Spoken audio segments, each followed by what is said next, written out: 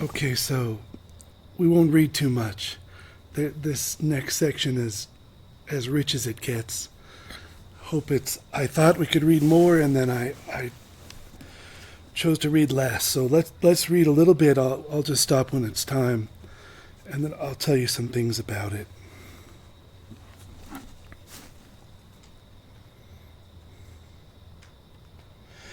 And when I get done reading, I think what I'm going to do tonight is, before I talk, give you a little space to sit with it, and whatever part draws you. Okay.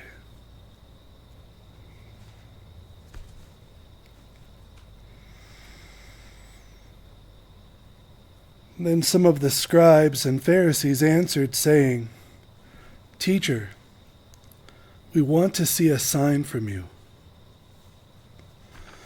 But he answered and said to them, "An evil and adulterous generation seeks after a sign, and no sign will be given it except the sign of Jonah the prophet.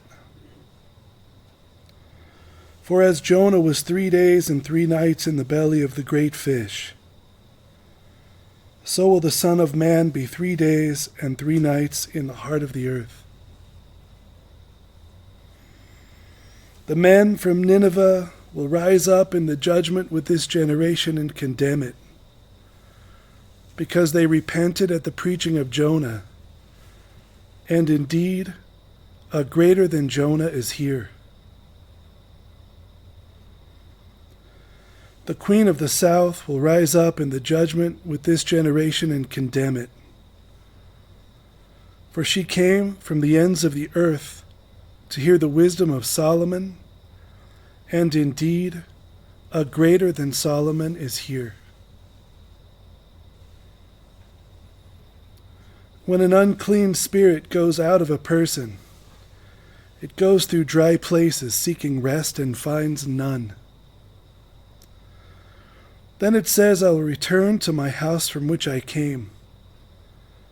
And when it comes, it finds it empty, swept, and put in order.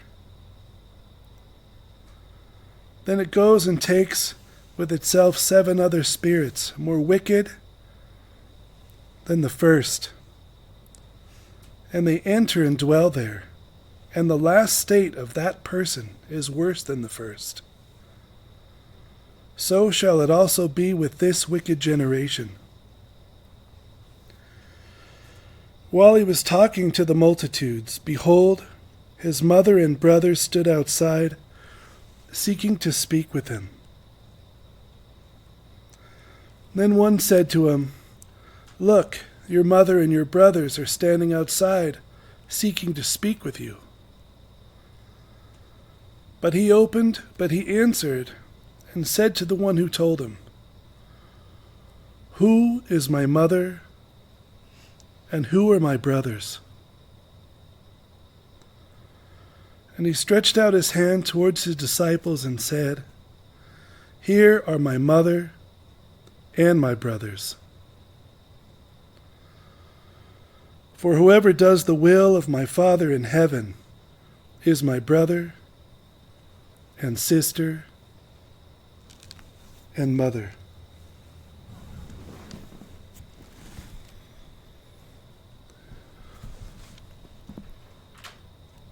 I'll let you guys sit with just that for a minute.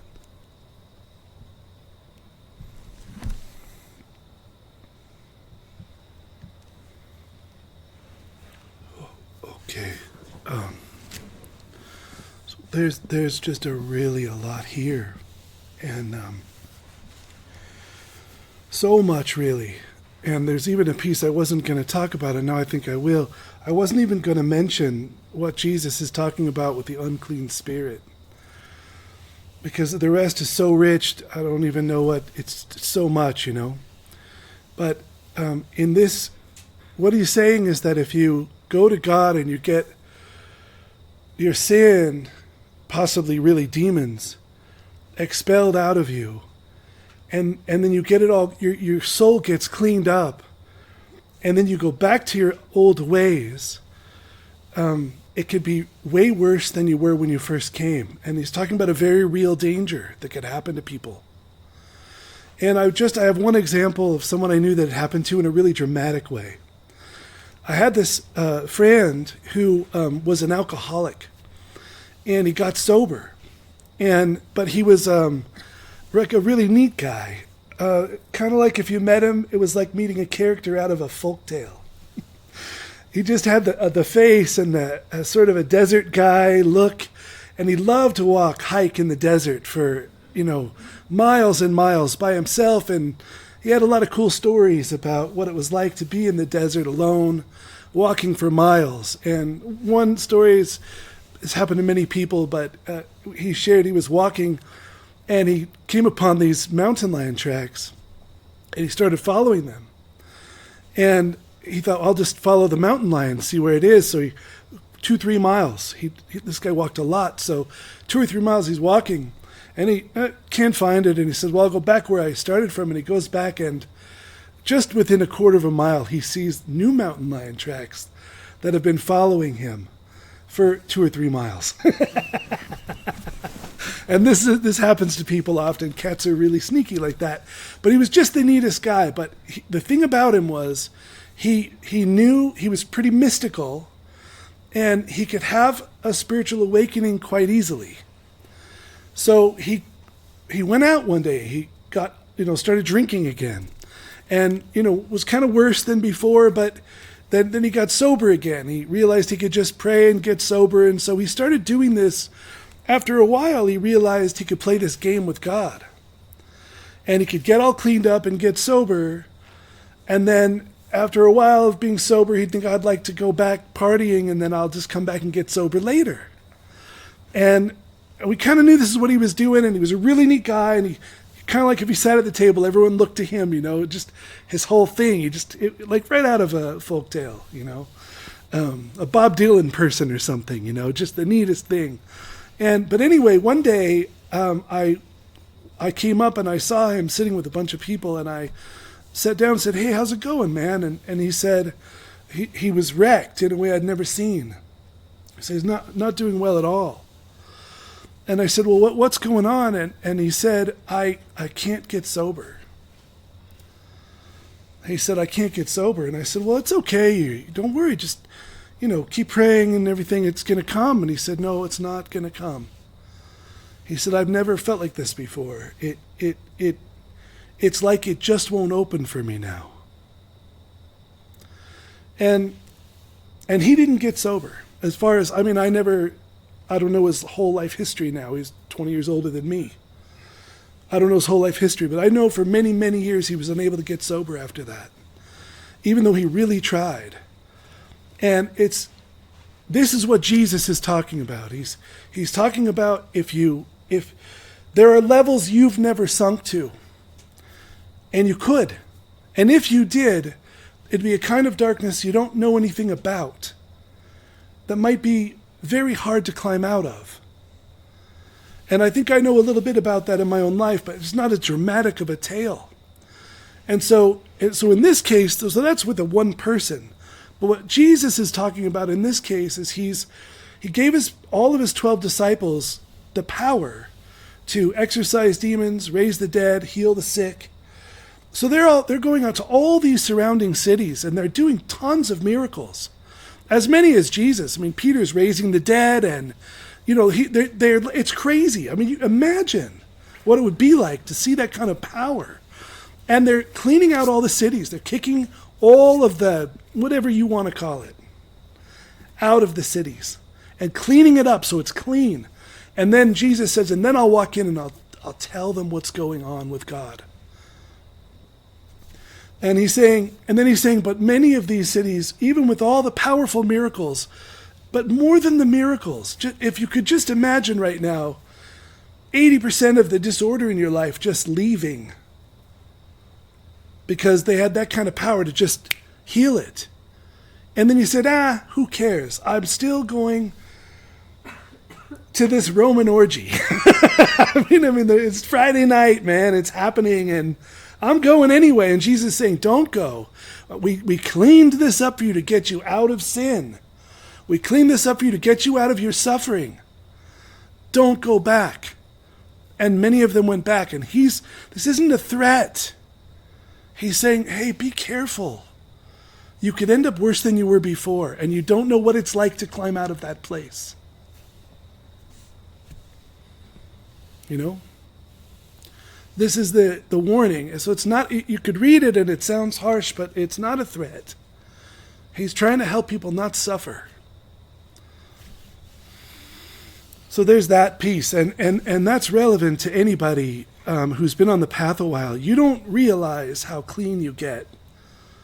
I lost it once, so I know. And the fall is great. And you have no idea what you have until you lose it. And then once you lose it, it's gone. And you can it's like you could read your journal, and it's like reading the journal from another human being who you never met.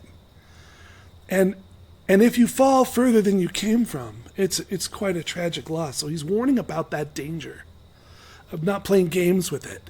Not because God will get mad, but because your soul could sink somewhere you don't know how to get out of. There's levels of darkness where a person says, I repent, and they mean it. And 15 years later, they start coming alive. There's levels of darkness like that. And maybe you've never known that, but it exists, and you could find it. And it's not a nice place. Okay, so that's just a kind of secondary thing. The main thing I wanted to say is, so Jesus says, so he's working all these miracles. He's already doing signs. But then he comes upon and he's preaching, and the Sadducees and the Pharisees, the religious leaders of the day, they say, teacher, we want to see a sign. Show us a sign. And I don't know. It sounds like circus trick stuff. It sounds like, can you levitate? Show me if you can levitate. It doesn't sound like, my daughter's dying, please heal her. It sounds like a test. So Jesus says, an evil and adulterous generation craves a sign, and none shall be given it. Now we know the Sadducees and the Pharisees are the bad guys in this, so we're safe from that, but we also know the Desert Fathers read themselves into every character in the scripture. It's the only way to read it. It's inventory. So, you are the Sadducees and the Pharisees. You are the disciples. We can see ourselves in every character, and that's the way Scripture was meant to be read. So that's how the Desert Fathers read it. If you don't know who they are, they were the early Christians who heard his message, the disciples of the disciples. And they left a lot of literature, and they were great, great saints. And they wrote a lot. The Church Fathers and the Desert Fathers left us a lot of literature. We have that literature. So we know kind of what the backstory was. How did the Christians see Jesus? How did they see the disciples? How did they see the scriptures? We know because the literature is left. We have it. No one knows this. I didn't know. I turned over every rock on earth for spirituality and never knew Christianity had that rich tradition to it. I didn't know. I was told it all got lost. And I believed it. It's kind of weird. So that's who the Desert Fathers are. And so how did they see this? And so here's what I need you to know about Jesus saying an adulterous generation. He uses the example of a partner who's cheating on their partner, someone who's cheating on their partner. And if you give any thought to what that's like, it means that the person who's doing the cheating is a liar and an actor and a faker. And someone who's willing to wreck someone's entire life under a ruse just to play games for selfish pleasure. It's quite a despicable place to be. It's a person who's doing that is very, very profoundly spiritually sick. To be willing to cause that kind of harm in another human being's life, instead of just saying, I don't want to be with you, I'd like to sleep around, that's fine, go do it. But to lie, to allow a person to build their life with you, right, under the guise of a lie, is really dark stuff. You steal their time. You steal years of their life from them. It's serious, it's serious. So Jesus compares people who want a sign to adulterers. And it's because think there's this love available in that relationship. There's this thing that comes from being genuine and faithful and true. It's gold. It's just gold. And you don't have any of it because you're lying. It's all an act. It's a ruse. There's no power. So that's what he's saying about an evil and adulterous generation craves a sign. The only person who needs a sign is the person who doesn't enjoy intimacy with God in their heart. You don't need a sign when you close your eyes and you enjoy intimacy with God. I don't need a sign. Who needs a sign except the one in spiritual poverty? So he says, an evil and adulterous generation craves a sign. See?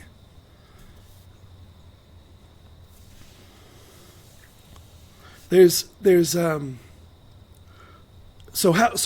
Christianity took that parable and made all kinds of saints wrote from that same angle, where God is sort of like your spouse, and you're trying to get married to God. That's union. That's enlightenment.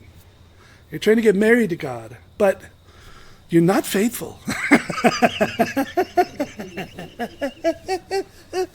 I mean, you it's like God saying, like, let's go down to the infinite love road. Let's go down to the infinite humility road. Let's do this purification thing where your soul has nothing in it left that is harmful. Let's find this meekness. I'm showing you the way, and you're saying, right on, I'm with you. And then the second you leave, God leaves, you've got these other agendas. You've got all these things you're pulling that are not in accordance with it. Right? Now, he wouldn't call you an adulterer when you're really trying, but you see the comparison. You see it. So it's our will. I was talking to someone this week. I won't say names. One of my classes, I thought it was a decent class. I can't post it. I can't put it on YouTube when I mention someone's name. So I have to be so careful now, and I might need an editor to bleep it out. Not swear words, but bleeping out people's names. But I was talking to someone this week, and they're getting ready to make a massive life decision, one of the most important life decisions you can make. And I said, can you, in regards to this decision, can you say easily, I only want to do God's will here, not my own? And they said no. And I didn't say that's idolatry, but that's idolatry. That means that in this area of this person's life, they have no chance of knowing truth, no chance of knowing if it's God's will or not. None. They don't want to know. They don't want to know. And we all relate, and we don't, we get it. It's like, right on, just keep coming around, like it's okay. But you understand how dangerous that is. So, and this is a major life decision, big life decision. And they can't say, I would walk away from it today if it isn't God's will. And, in my opinion, they were looking for a sign a little bit. A sign they sure as heck don't need if they surrender their will. Because then it all just flows and it ends up in the right place and in the right way. See? So, we have self-will about our choices, what we're going to do and what we're not going to do. And we want to run it. And we have goals that we set that we don't even check with God about before we set them. Maybe they take a ton of our time and attention and energy. And we haven't even ever really surrendered our will first to say, is this even what you want? I'm thinking I'll go this way, but what do you think? I only want to do your will. If you can't say that, you can't hear. You just can't hear.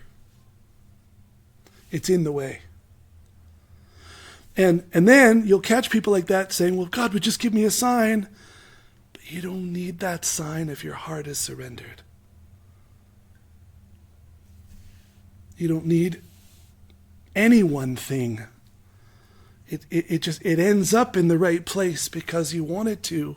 You want to do God's will, and then God has entrance into your life, and it kind of ends up in the right place in the right way. But an adulterer needs a sign.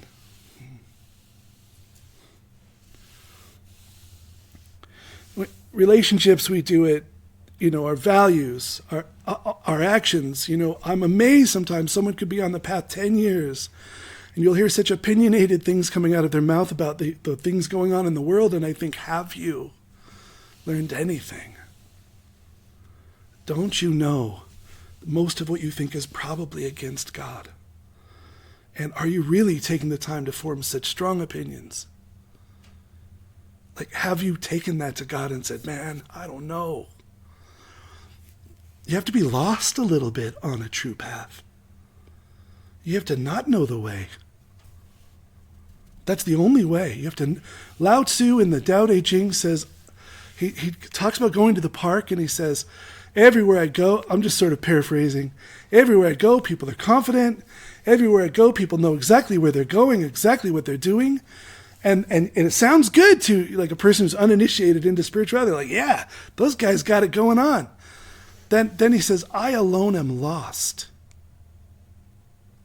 I alone am confused and purposeless. And if you're new, you think, oh, poor guy.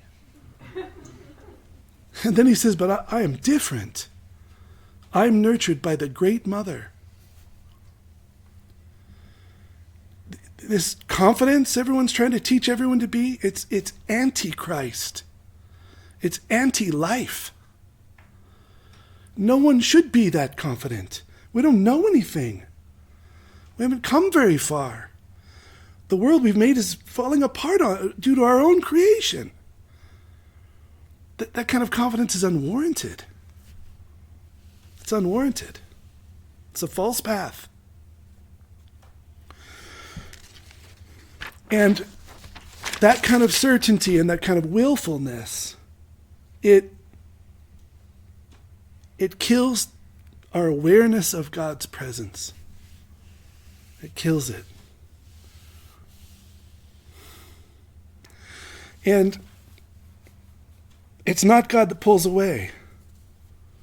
It's not God that pulls away. It's just God doesn't compete. God is not, like I know, you can have experiences with God where it's like freaking lightning and thunder, man. And you think your room is shaking and you think the house might blow. That does happen to people. That's real. But it is also quiet. Dead quiet and silent. And some of the most sacred, intimate things you could ever find in God happen so subtly that when you're making all that kind of noise with your will, you can't hear them. It's loud. It's if you're wrapped up in, we all are, we're all being healed. I mean, we're being saved from this. This is the point of salvation. This isn't bad people out there, good people in here. That's in here. That's us. That's us. We're making a lot of noise. And that noise, that willfulness, the aversions and the desires and what I want, all of that, it becomes your state of being. It's your state of being. And it's loud. And if you pay attention, you can feel it. Like sit down and meditate. What are you doing, right? Why are we doing that? Why all that in the first place? Sometimes you close your eyes and it's like everything's moving. What is all that? That's all that stuff we're talking about. Just moving around, swimming around, thinking of this and wanting this and not wanting that and being right about this. And it just all of that stuff. And that is noisy. So noisy. You walk into a sacred place and it's so quiet. It's just so quiet.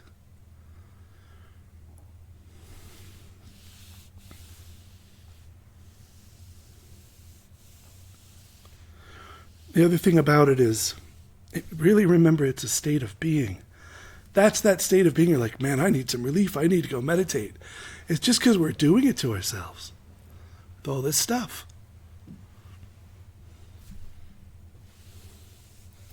And we learn to quiet in meditation, and if you get a good meditation, it's so comforting and so deep and so warm and so delicious. And all it is a natural thing when you're not doing all that other stuff. That's all it is. But the other thing about it is that it's really self-centered. And like, self-centered, it kind of sounds like an insult, at least the way I was taught the word from my upbringing, it's just agreeing.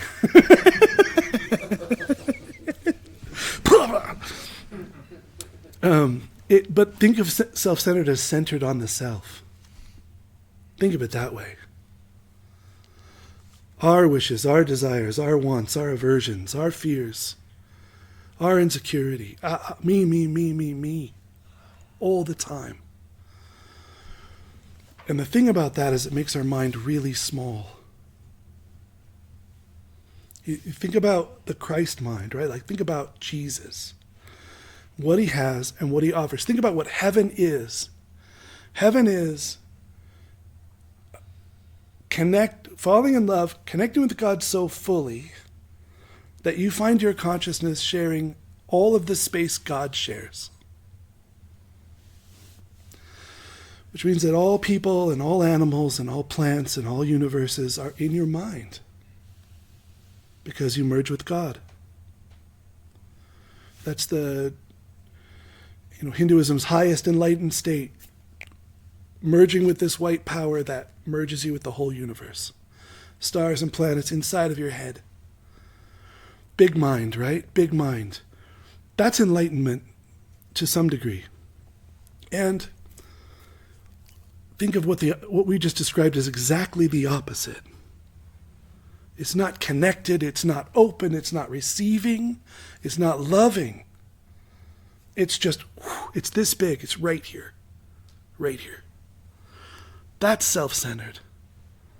Centered on the self. One person comes in to get energy work from me, mostly only asks about other people. That's about it. That's not centered on the self. That's centered on something else. Bigger. So think of that as all me, my interest. That's self-centered. That's stuck. And that's a state of being. And then from all that, we don't notice because we've probably been doing it since before we had a choice. From all that, we feel separate from God. God feels far away. Where's God? Where's God? Right there in your cells, living in you. But we don't notice.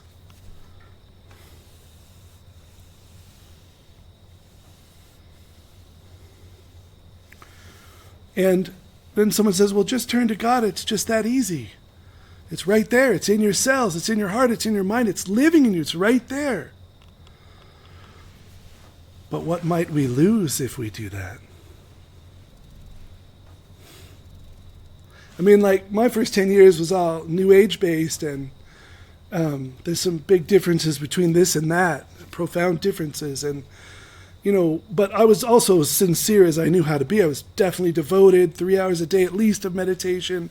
And I literally never watched television in that entire time. If I had any spare moments, I was walking in the park, meditating in a different way, doing Tai Chi, laying on the grass, doing a shamanic journey.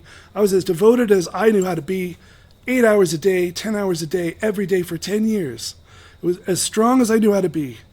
And I was climbing up into these places where I was going up into heaven all the time, and blinding white light, and all this stuff was happening. And there was this ugly thing in there where I couldn't fully give my will to God because I was afraid I wouldn't be special enough or powerful enough when I did.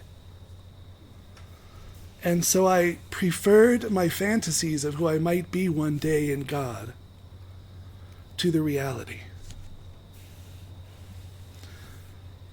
So my sin was spiritual pride. So it wasn't focused on like I want like this girl or I want this, money. But it was the same sin. And it kept me just a little from letting God all the way in. Even while enjoying great bliss, still I couldn't let God in. I'll turn that off. It's so obnoxious.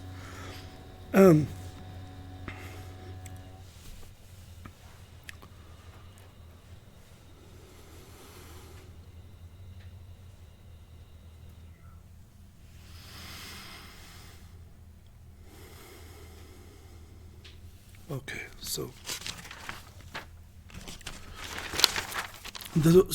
Christianity says, and Jesus, the way he taught, it says, this is the predicament we find ourselves in. We're unable to will the good without admixture. We're unable to will the good only.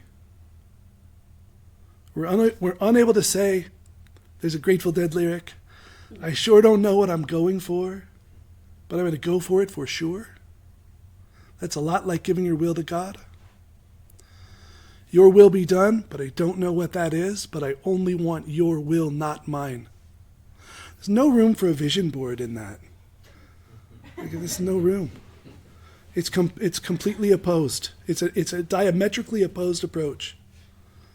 You could have a vision board, but it would be, I turn my whole will over to God. You could do that. But even then, you'd be like, yeah, but there's 18 things that need to get healed first, so let's work on these 18 things, and if you're focused on this one thing, you'd be ruining it anyway.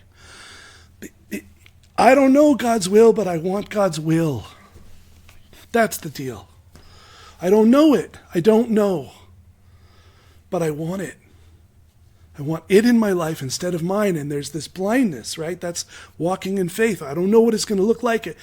It's going to be really good, man, but you don't know for sure. And then if you've got things you really want it to be like, then there's like, I can't give my whole life to God. I might lose something.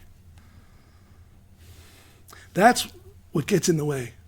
All those desires of things, situations, whatever, relationships. Everyone has their stuff. Doesn't matter what it is. It could be anything. It could be a certain way of dressing. It just won't let it go because what if I got to change? It's like, dude, let it go.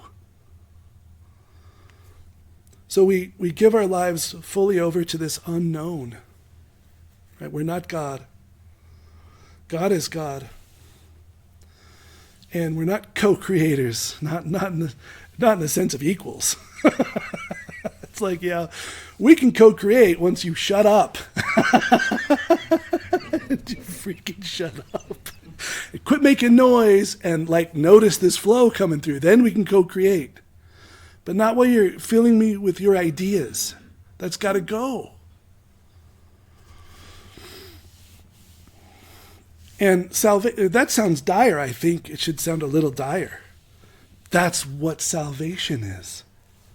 Salvation, Christ's salvation, his power, his authority in our souls, says, don't worry, if you'll say yes at the heart level, at the soul level, even while you're saying no on all these other levels, I'll get you there. Not because you know the way, not because you have good karma, not because you're gifted and spiritual and psychic. None of that. You can't find the way with that. You could have all of that you want and you will not find the way. Because this transcends all of that. You can't see it with psychic vision. That's small stuff. This is big stuff. So salvation, Jesus, he just said, look, I'll take you in.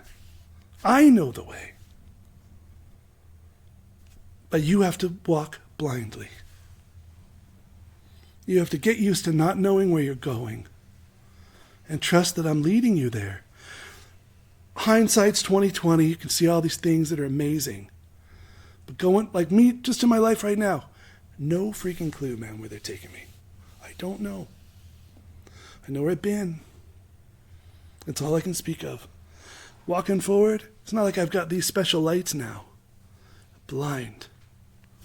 Blind. We don't know. And that becomes a relief to a person at a certain level of maturity. They start saying, thank God I don't have to know anymore. Thank God. It's like, thank God that every year that goes by I can say, whoa, I am further along than I was. And I didn't know where I was going, and I don't even know for sure how I quite got there. That's salvation. Someone who knows and loves you and takes you somewhere you don't know how to get to. That's Christ. There's only two more little things I want to say about it. They're related. Maybe three. So then later, his mother comes and says, some say, your mother's outside. They want to speak to you. Your brothers are out there. They want to speak to you. And Jesus says, hey, who are my mother and brothers? Anyone who's doing God's will is my mother and brother. And I think it's related to this idolatry thing because for many people, family ties and family connections are the thing they cling to more than God. It's so common that's their idolatry. That's the thing they really love. Yes, I love God, but if God makes this work, or if God makes this happen, if God helps this person the way I want.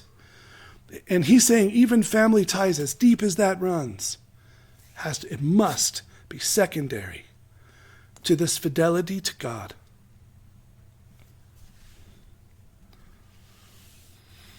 And it's enough, you could be getting called into heaven and not go if you have those attachments. I don't mean after death. I mean like in prayer.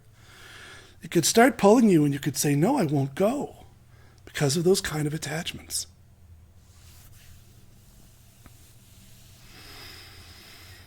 And then this is like, I don't know if this it matters or not, but I really want to talk about it.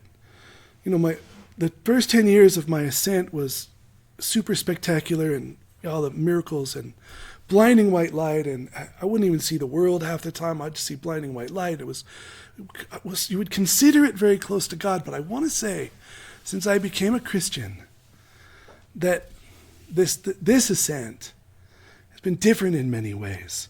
It's absolutely not the same mysticism at all. Any notion that it's all the same has been shattered for me deeply. I can't describe or explain, there's no way to explain how profoundly personal it is. I used to get nailed by blinding white light, explosions of light, and I'd become white light. And I would have said, that's intimate. But man, in the dark, when God comes sometimes, it is so profoundly personal. Someone, not a someone like me, someone comes and addresses me and moves near to me. And it is not an explosion. And it's not whatever you might think of it. And it is so profound. It's personal. And this is what Jesus came to bring. God isn't something. It's not a force. It is a force. But it's a force that's someone. And Christ reveals that to you over time. Over time. And if you're being purified and you're being raked over the coals with your issues, it is because they just want to get what's in the way out of the way so you can enjoy that and much greater levels of intimacy than that. To never be alone, ever. That's why the monks say, never less alone than when alone.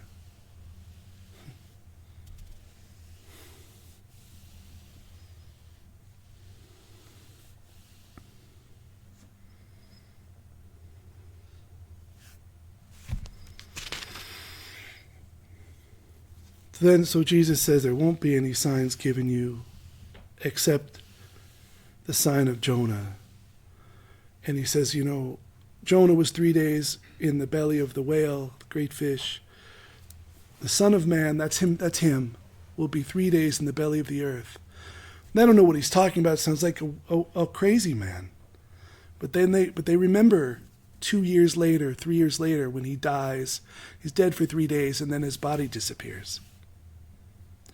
He starts appearing all over, working miracles and stuff. Then they remember, that I think that's ballsy.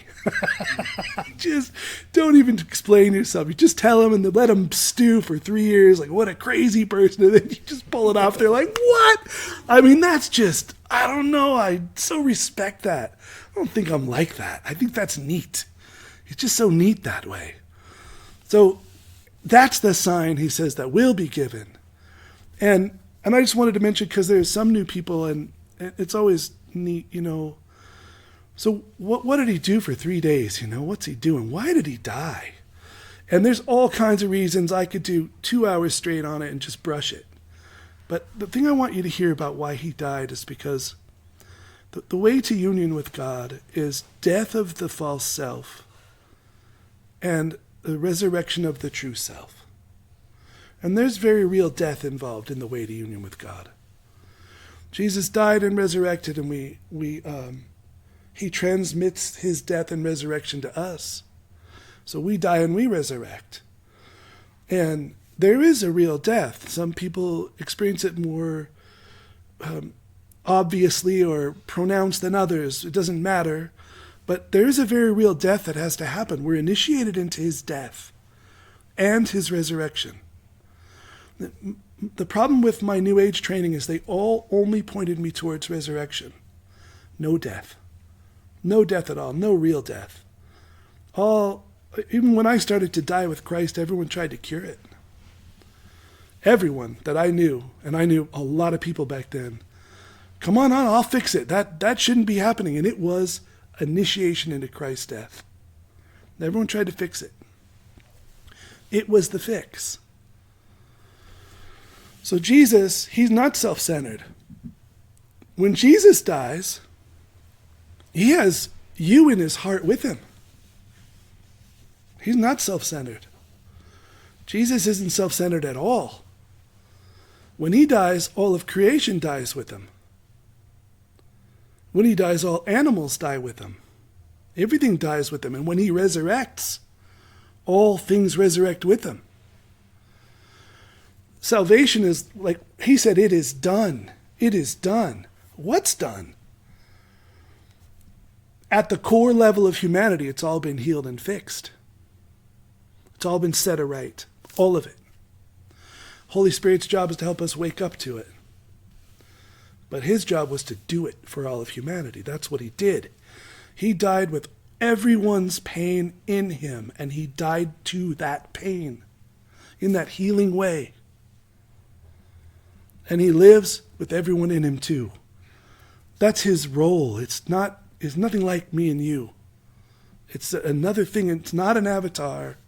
It's not a guru. There's no comparison in any tradition to what Jesus is. It's a one-off. It's something different.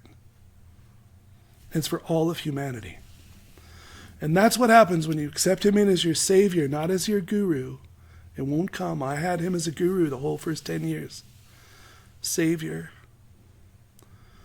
God incarnate. God incarnate. God who took form to free humanity. When you accept him in on that level, then that's what comes. This other thing is more power, more authority, more thorough. Sometimes that's not even fun that it's so thorough. It's like, wait a minute, I already dealt with that. Why is that coming back?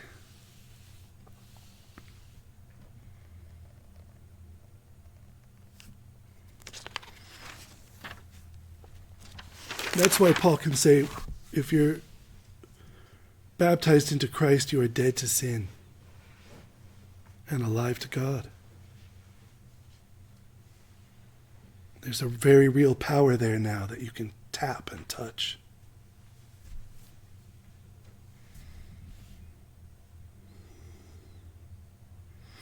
Okay, the very, very last thing I wanted to say, there's no way to say it, it's just a failed attempt, but sometimes if you're watching for it, you can put all that stuff away even though you're going to pick it back up later. Sometimes you can say, I give you this relationship even though you don't mean it long term, but you can mean it for a minute. That's prayer, right? That's what prayer is really good for. Sometimes you can just say, look, I'm going to be up to my games again, but I don't want to be, but I kind of know I'm going to be. But maybe in this minute tonight, I could just say, instead of thinking I'll give my whole life to God forever, I could say, I'll give you my whole life tonight. Maybe for this 20 minutes. And sometimes that's when you notice that closeness that's there that you don't ever notice otherwise. Something moves in. The giant moves in the deep.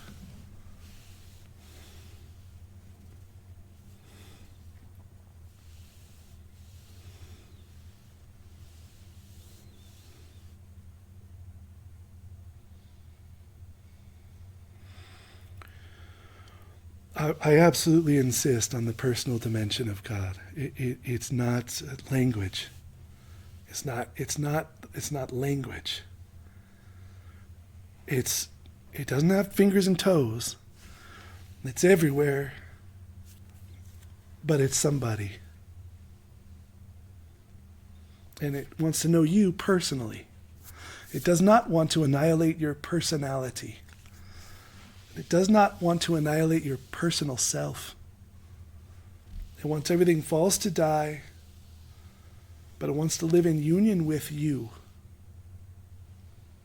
Deep and profound union with you.